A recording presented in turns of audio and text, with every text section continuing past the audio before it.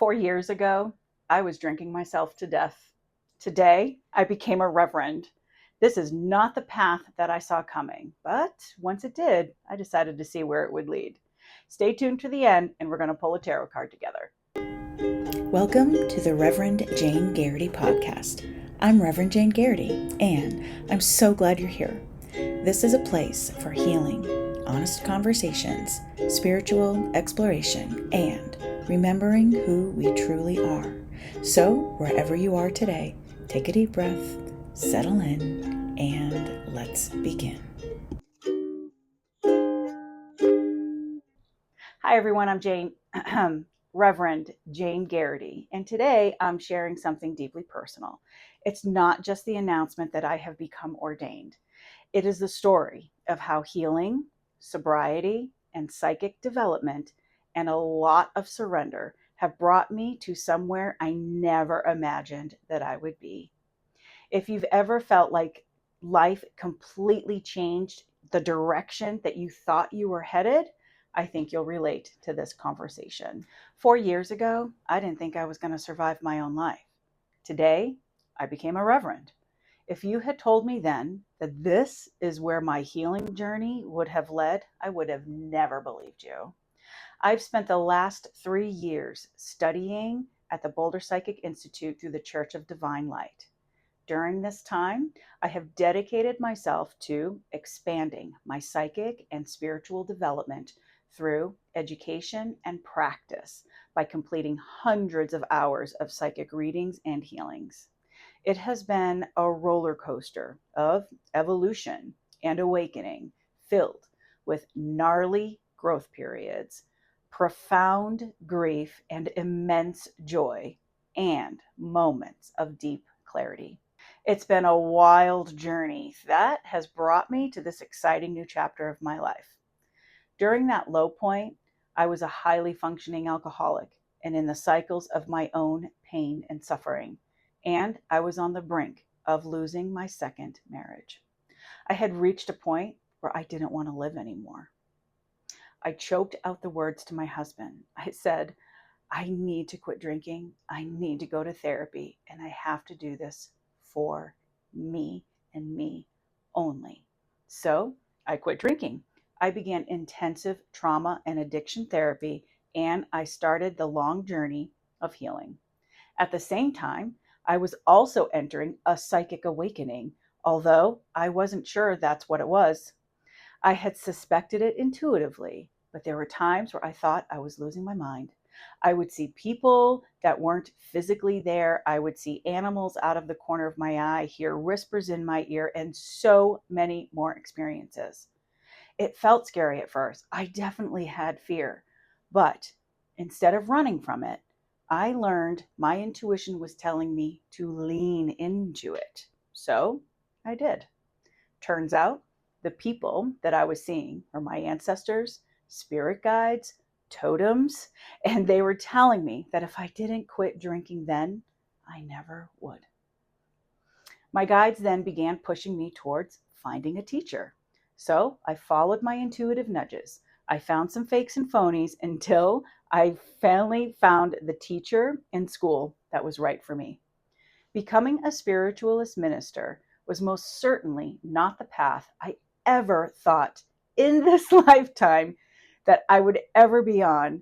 But here I am, stepping into a new vocation, like a toddler learning to walk. Some people will say it's a calling. What I will say is that the universe has a funny way of showing you the path, but then we have to have the willingness and determination and curiosity to step onto it. And then once we get onto it, maybe we'll keep going. During this time, I've experienced deep inner healing.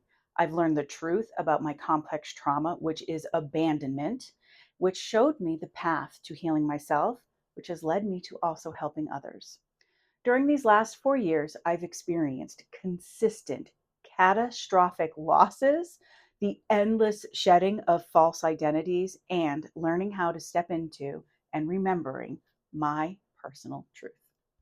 One wisdom I can share is that the experience of healing complex trauma rooted in abandonment is that it is a journey, with no destination, a journey that I'm still on. I've spent 2026 so far in a deep spiritual healing space, learning ritual, writing ceremony, and overall deepening my personal psychic practice and skills.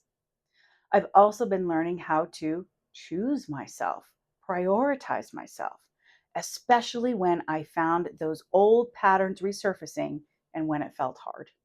This most recent gift of time has given me the space to marinate in the thought of what my personal ministry is and what being a reverend means to me. And it's not your grandmother's ministry. I grew up a religious rebel, questioning Catholic doctrine, refusing to memorize scripture, and always finding ways to bend the rules. My mother would say, just believe in the parts that make sense to you.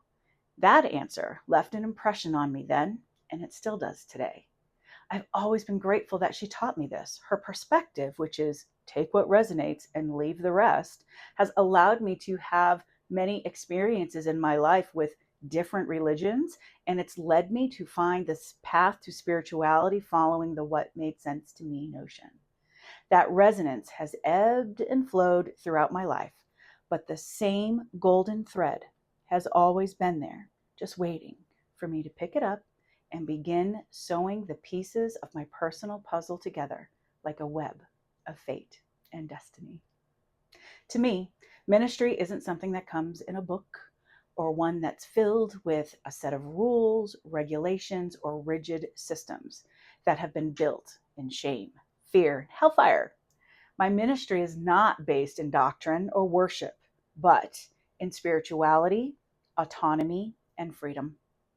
I also believe that ministry is about the giving of ourselves and our unique offerings that come from our heart and our creative space, and to use them to serve others in ways that fosters healthy communities by connecting humanity through our connection with our own divinity. Some call it a mission, others call it a service. I am calling it inner heart healing ministry. My ministry is to serve others with my psychic readings, my healing sessions, and to hold energetically safe spaces for those who are processing and releasing grief from trauma, and by officiating joyful ceremonies that bring people together in celebration and love. If you'd like to know more, head on over to my website and check out my foundational creed of Reverend Jane Garrity. And now, my roadmap.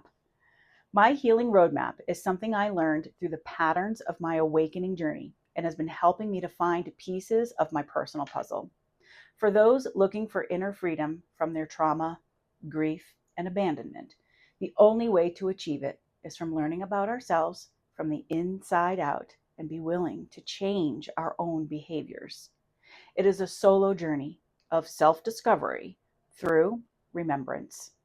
I've had clients come to me for healings as well as comment on my social media videos that they say they try to separate their trauma from their lives. The reality, though, is that when we want to put our trauma into a box and tuck it away someplace, that will only continue to lead us to repeat the patterns of avoidance and denial through self-abandonment. The truth is that we must actually face the painful parts of ourselves and learn how to release them so that we're able to live a truthful and authentic life with full awareness in our unique wholeness. This is what leads us to emotional liberation and inner freedom, which in turn heals humanity. What I've observed through my early years of psychic healing work is that we all have unconscious belief systems rooted in shame, whether it's from religion, society, our upbringing, our experiences with abuse and trauma. It has planted seeds that, when left unattended, grow like choking vines and weeds within our foundation of self. It isn't until we decide to uproot them and tend to our own soil and rebuild a foundation grounded instead in self-worth, dignity, love, and belonging that we can be on the path to inner freedom, which I have discovered is a practice, one that needs developing so that we can acquire the essential skills we need for emotional resilience by learning compassion for ourselves first. My ministry is about sharing my roadmap, providing personal readings and psychic healings, teaching the tarot as a tool for our personal path to self, which offers intuitive skill building, learning how the universe works, and offers spiritual guidance. Becoming a reverend isn't the finish line for me, it's simply another beginning. My hope is that the work I share through Inner Heart Healing Ministry helps others reconnect with themselves, trust their own intuition, and discover that healing isn't about becoming somebody new. It's about remembering who you've always been. If today's conversation resonated with you, I'd love for you to subscribe, join my email community, or explore the blog I linked below. Also, my Substack, where I have changed that and I'm using it more of like journal entries and thought reflections so that you can follow me on everywhere and get something a little bit different. Let's go ahead and pull a card.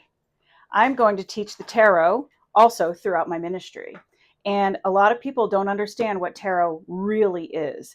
And what it is the story of the soul's journey on their path to healing, awakening, and enlightening. No, it's not Satan. The tarot, and I'll do a separate video on this, so stay tuned, is actually a tool. It's a communication tool. And it is built from multiple different universal languages. And once we start learning the languages, we can start actually building the practice. And the way I began, just pulled one card every morning, read the book, and really just learned what each of the symbols, what the meanings were. There's numerology, and there is the elements, there's astrology, everything is in here. And so when we learn it as a path to healing, it is really just an amazing support and tool that we can use along our journey. So first, I like to start with ritual. And so what I like to do is I ground my deck. And what I do is I imagine my deck grounded all the way down through the earth.